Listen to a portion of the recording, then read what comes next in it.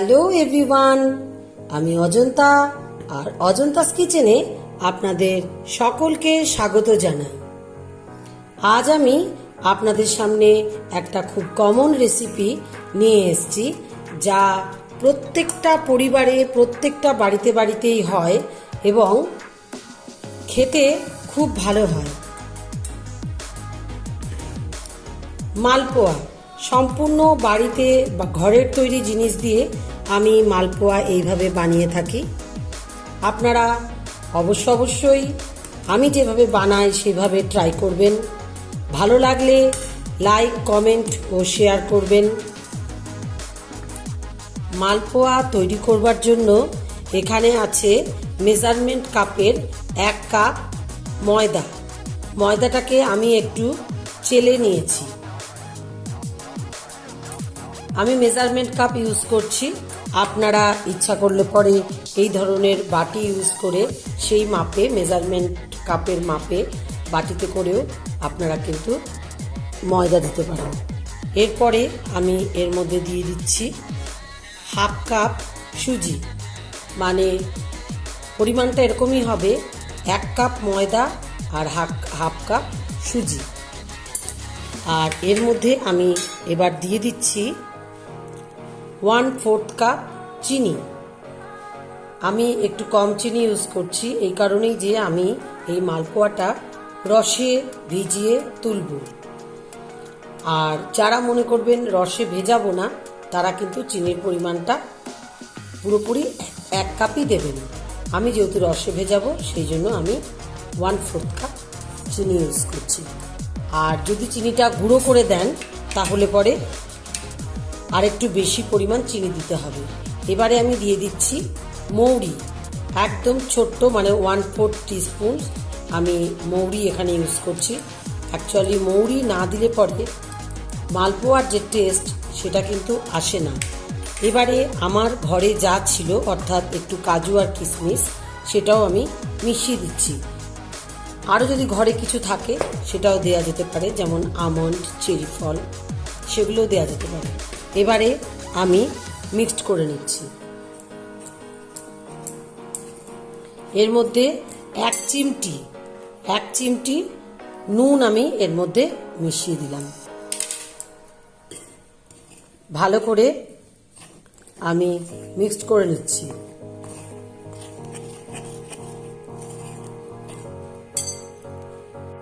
এবারে আমি এই মেজারমেন্ট যে স্পুনটা আছে, এই স্পুনের 1 টেবিল স্পুন আমি এর মধ্যে ঘি দিয়ে দিচ্ছি।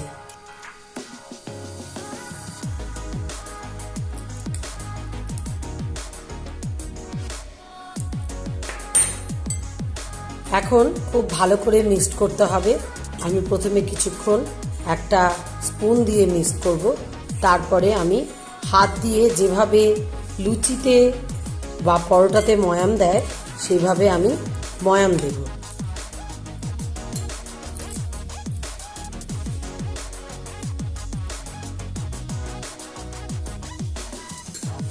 আমি এবার হাত দিয়ে ভালো করে ময়াম দিয়ে নিচ্ছি। তার কারণ, যদি আমি স্পুন দিয়ে ময়াম দিই তাহলে এত ভালো কিন্তু হবে না। খুব সুন্দর করে, যেহেতু আমি ঘিতে ভাজবো না, রিফাইন অয়েলে ভাজবো, সেই জন্য আমি একটু ঘিয়ের পরিমাণটা বেশি দিয়েছি এবং খুব ভালো করে এইভাবে ময়াম দিয়ে দিচ্ছি। ময়াম দেয়া আমার পুরোপুরি হয়ে গেছে। এখন আমি এর মধ্যে একটু করে দুধ মিক্সড করব। এখানে পুরোপুরি 1 কাপ পরিমাণ মতো দুধ আছে, আমি একটু করে মিক্সড করব।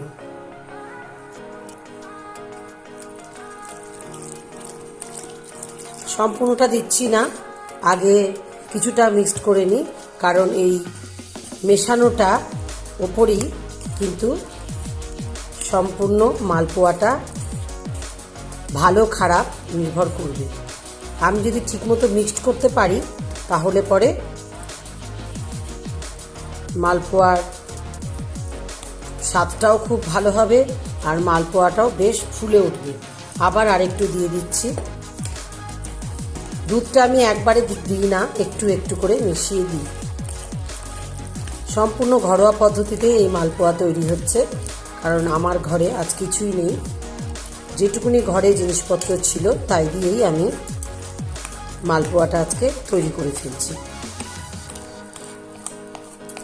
মালপোয়া যে কোনো অনুষ্ঠানে যেমন খাওয়া যায়, তেমনি পৌষ পার্বণেও পিঠে হিসেবে মালপোয়া খাওয়া যায়, অথবা ঘরে হঠাৎ মনে হচ্ছে একটু মিষ্টি তৈরি করি, কারণ এই ময়দা সুজি সব কিছুই কিন্তু আমাদের ঘরে সবসময়তেই থাকে। দিয়ে দিচ্ছি আর একটু পরিমাণ দুধ, মানে 1 কাপ পরিমাণ দুধ আমি মিশিয়ে দিলাম পুরোপুরি। এবার খুব ভালো করে ফেটাতে হবে। আমি এখন ঘন্টা 2 রেখে দেব। ঘন্টা 2 পরে আমি যদি মনে হয় যে আরেকটুখানি দুধ বা জল মেশাতে হবে তখন মেশাবো। এখন আমি মেশাবো না, তার কারণ সুজিটা ফুটে উঠলে পরে ব্যাটারটা আরেকটু ঘন হয়ে যাবে। সেই জন্য যখন আমি 2 ঘন্টা পরে তেলে ভাজবো তার আগে আমি আরেকটু দুধ বা জল মিশিয়ে দেব। এখন এইভাবে রেখে দিলাম ঘন্টা 2, এইভাবেই থাকবে। 2 ঘন্টা পর আবার ফিরে আসছি মালপোয়ার রেসিপি নিয়ে। চিনির শিরা বানানোর জন্য প্রথমে গ্যাসের ফ্লেমটাকে হাই করে আমি এর মধ্যে একটা স্টিলের সসপ্যান বসিয়ে দিলাম।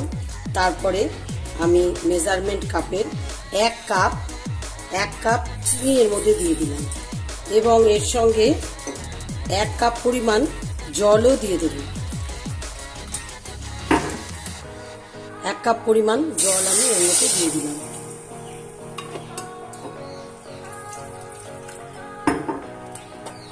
আর একটু জল আমি মেজারমেন্ট কাপ ধুয়ে এর মধ্যে দিয়ে দিলাম। এবার এর মধ্যে দেব একটা তেজপাতা,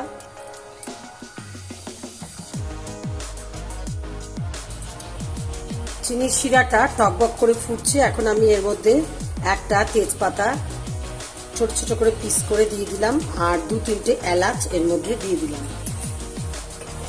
এখন শিরাটা বেশ করে ফুটবে। ফুটে যখন একটু চটচটে ভাব হবে আমি সেই সময়তে নামিয়ে দেব, কারণ মালপোয়াটা আমি চিনির শিরায় আংশে দেব, চিনির শিরায় ভেজাবো না। মালপোয়াটা ভেজে আমি চিনির শিরায় আংশে দেব। সেই জন্য খুব বেশি চিনি বা খুব বেশি জল দিয়ে আমি শিরা তৈরি করলাম না। 1 কাপ চিনি এবং 1 কাপ জল দিয়ে আমি শিরাটা তৈরি করতে বসিয়েছি। টকবক করে ফুটছে।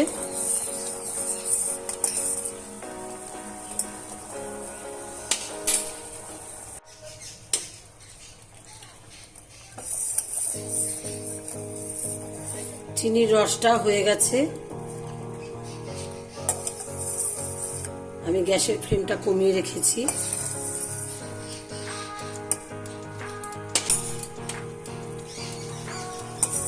চিনির রসটা খুব সুন্দরভাবে হয়ে গেছে। আমি এবার একটু ঠান্ডা করে এখান থেকে তেজপাতা, এলাচ এগুলো সব চিনির রস থেকে তুলে বাইরে ফেলে দেব। শুধুমাত্র তেজপাতা এলাচের গন্ধটাই এর মধ্যে পাওয়া যাবে। এইভাবে চিনির রসটা তৈরি করলাম।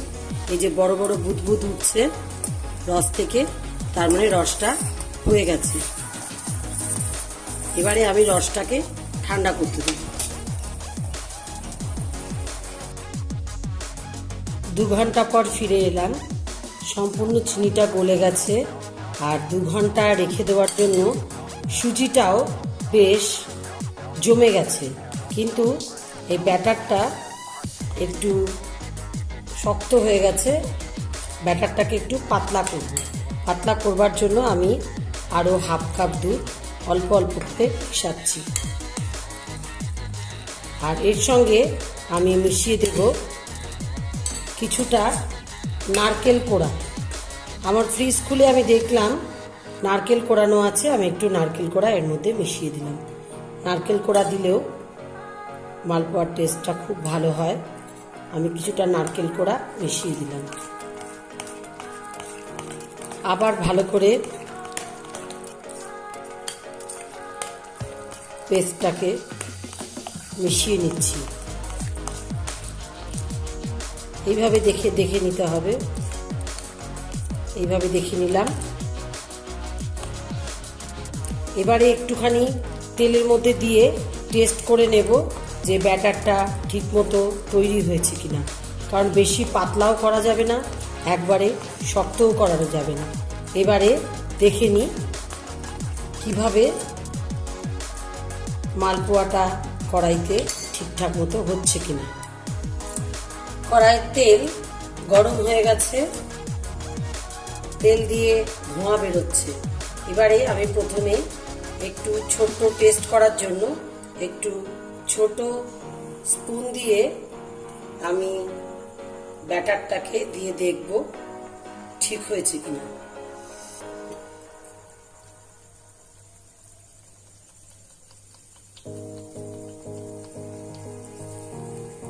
হ্যাঁ, ঠিক হয়েছে। এবারে আমি মালপোয়াটা তেলের মধ্যে ছেড়ে দেব।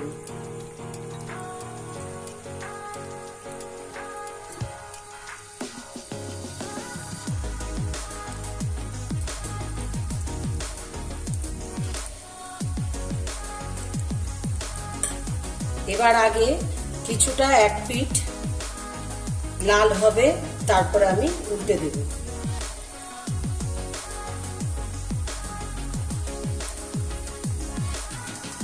খুব সুন্দর হয়েছে মালপোয়ার ব্যাটারটা। সেটা আমি বুঝতে পেরেছি এই ছোট যেটা প্রথমে দিয়েছিলাম সেটাতেই। সম্পূর্ণ বাড়ির উপকরণ দিয়ে আমি মালপোয়াটা তৈরি করলাম।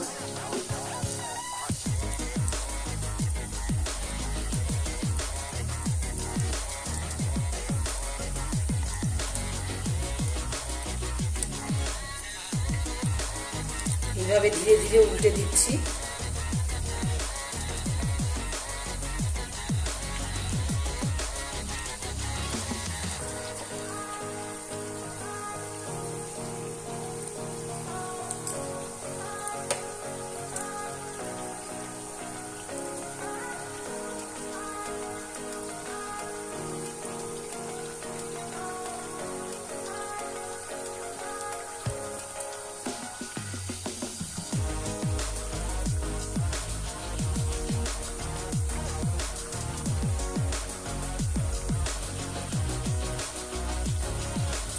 আবার আরেকটু উল্টে দিলাম, একটু লাল করে ভাজবো।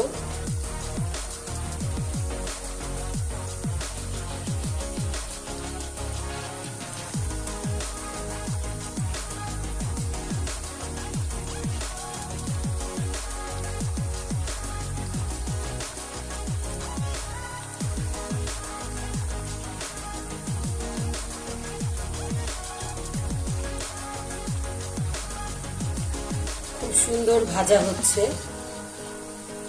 মালপোয়া ভাজতে একটু ডুবো তেল লাগে, আরেকটু তেল হলে আরেকটু ভালো হতো। একটু ডুবো তেলে মালপোয়া ভাজলে মালপোয়াটা খুব তাড়াতাড়ি ফোলে আর খেতেও খুব টেস্টি হয়। আমি রান্নায় একটু তেল মশলা কম ব্যবহার করি, তাই জন্য তেলটা একটু কম ইউজ করেছি। আপনারা ইচ্ছা করলে আরেকটু ডুবো তেলেও কিন্তু মালপোয়াটা ভাজতে পারেন। গ্যাসের ফ্লেমটা আমি একটু কমিয়ে দিয়েছি, তাহলে ওপর থেকে লাল হয়ে যাবে অথচ ভেতরটা কাঁচা থেকে যাবে, সেই জন্য।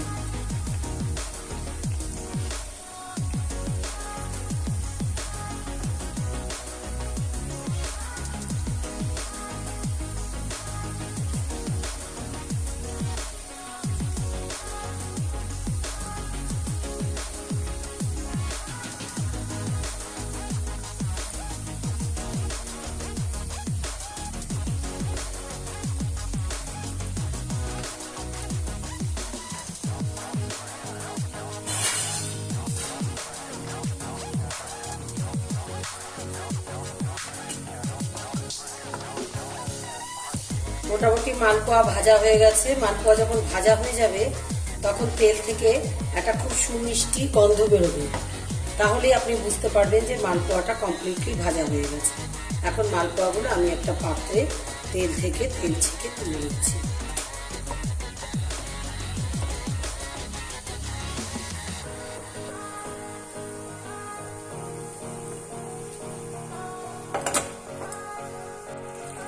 সম্পূর্ণ মালপোয়াগুলো ভাজা হয়ে গেছে, এইভাবে লাল করে ভেজেছি।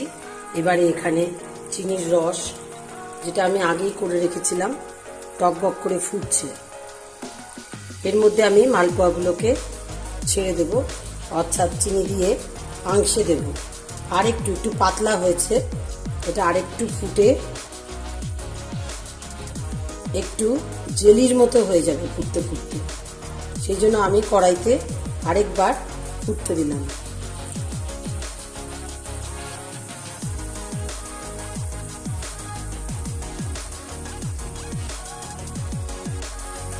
চিনির রসটা ফুটছে, আমি এখন একটা একটা করে মালপোয়া এর মধ্যে ছেড়ে দেব।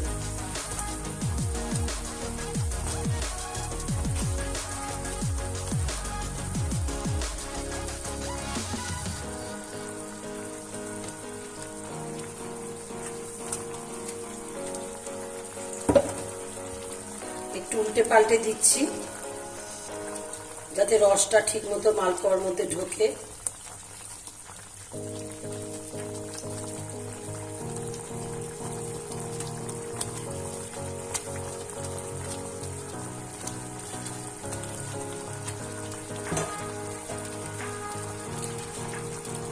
এখন একটু উল্টে পাল্টে দেবো যাতে যেগুলো ভেতরে আছে সেই মালপোয়াগুলোকে ওপরে করে দিচ্ছি, আর যেগুলো ওপর দিকে আছে অর্থাৎ এখনো পর্যন্ত চিনির রস মেশেনি সেগুলোকে আমি নিচের দিকে করে দিচ্ছি।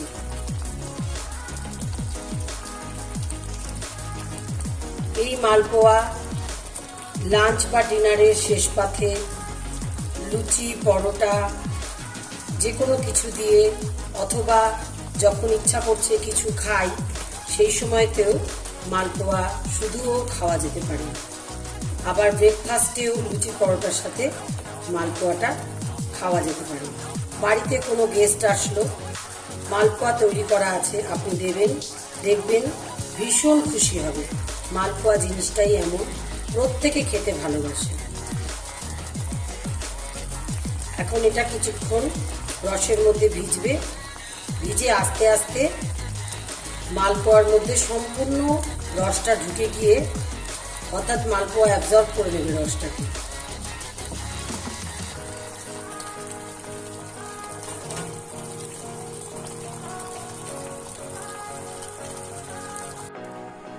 আজকের রেসিপিটি এখানেই শেষ করছি।